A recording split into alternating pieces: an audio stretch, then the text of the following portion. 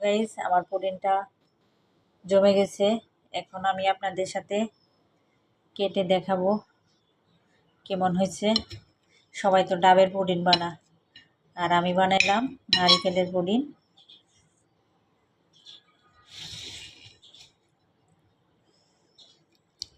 এই তো দেখছেন কত সুন্দর।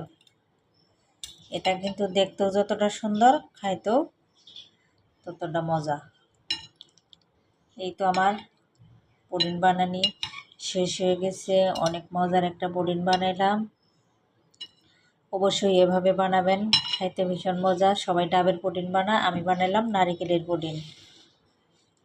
চলুন রেসিপিটা দেখে আসি। আসসালামু আলাইকুম, নতুন আরেকটা ভিডিও নিয়ে চলে আসলাম। আজকে আমি নারিকেলের পুডিং বানাবো। চলুন তাহলে। নারিকেলের ভিতরের শাঁসগুলো কত মোটা, এখন আমি এগুলা উঠায় নেব। তো নারিকেলগুলা কেটে নিছি এরকম পাতলা পাতলা পিস পিস করে। সবাই তো ডাবের পুডিং বানাইছে, আমি বানাবো নারকেলের পুডিং। নারিকেলের পানিটা দিয়ে দিয়েছি। এখন দিয়ে দিলাম 1 চামচ আগার আগার পাউডার, আর দিয়ে দিলাম চিনি।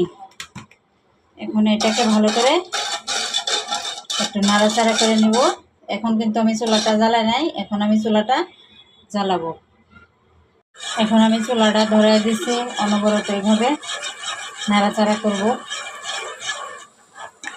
এটা কিন্তু ঘন ঘন নাড়া দিতে হবে, না নাড়লে জমে যাবে। তো অনবরত আমি নাড়াচাড়া করতেছি।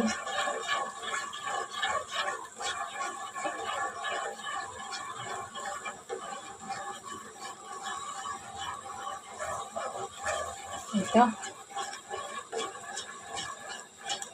হয়ে গেছে, একটু ঘন ঘন হয়েছে। এই যে এখন আমি এটা নারকেলের মধ্যে ঢেলে দিব। এই পর্যায়ে আমি পানিটা ঢেলে দিছি, দেখতেই পাচ্ছেন। এখন ঠান্ডা হওয়া পর্যন্ত অপেক্ষা করব। এটা কিন্তু খাইতে ভীষণ মজা।